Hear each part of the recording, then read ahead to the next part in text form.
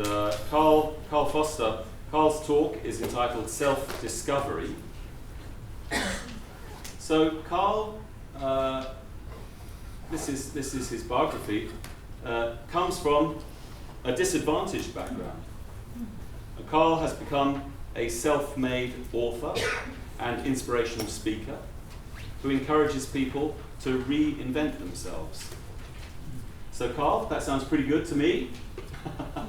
I want to welcome you to the stage. Please welcome Carl.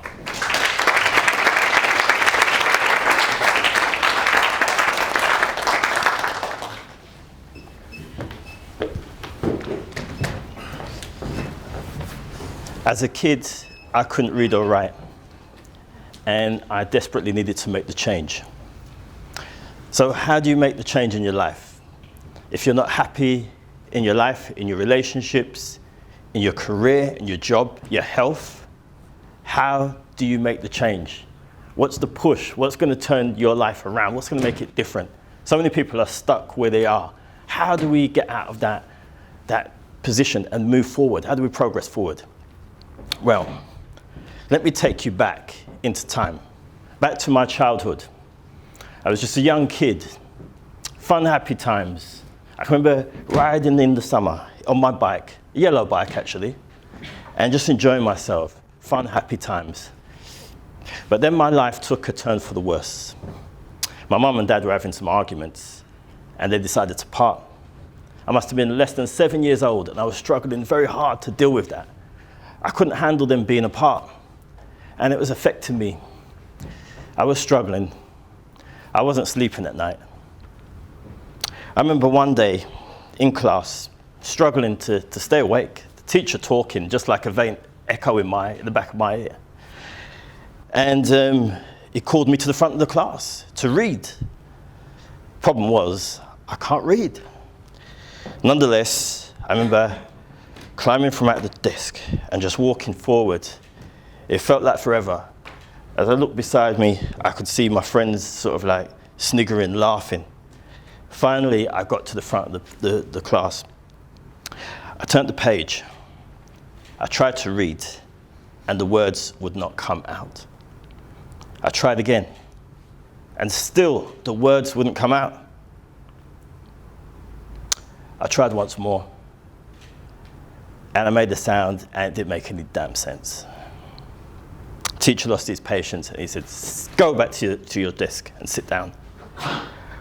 I turned back round and had that long walk back to the desk, feeling shamed, humiliated.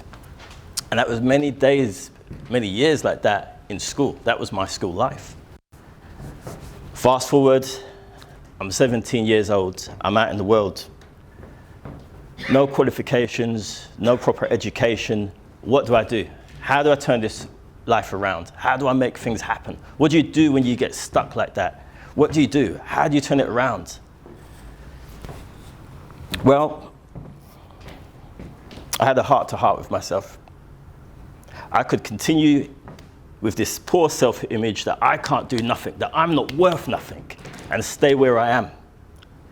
Or I could dig deep down inside of me and move forward to the new life, the new me, the dream. It would be scary. It would mean challenging myself, challenging all my self-beliefs, all that negative belief that I had for myself. But I had a vision of myself as an old man, not achieving anything, not accomplishing anything. That vision frightened me, it pushed me, and I thought I couldn't, I could cope with failure, but to have gone through my whole life not accomplishing nothing. So what would it take to turn this life around would mean to pay the price.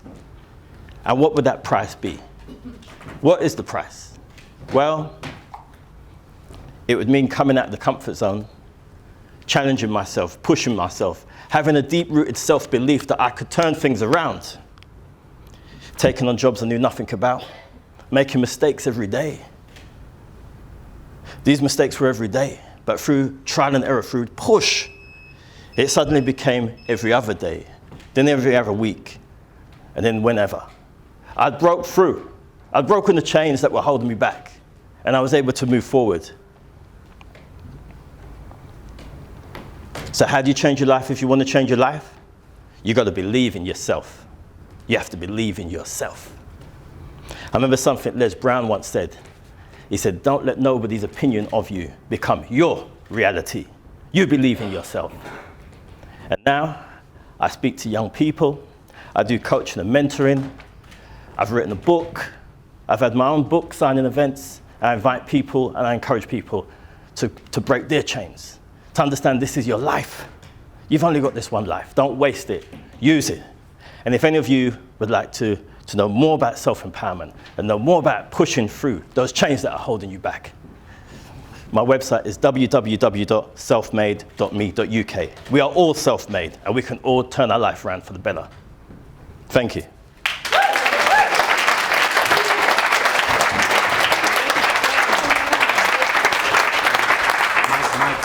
Nice.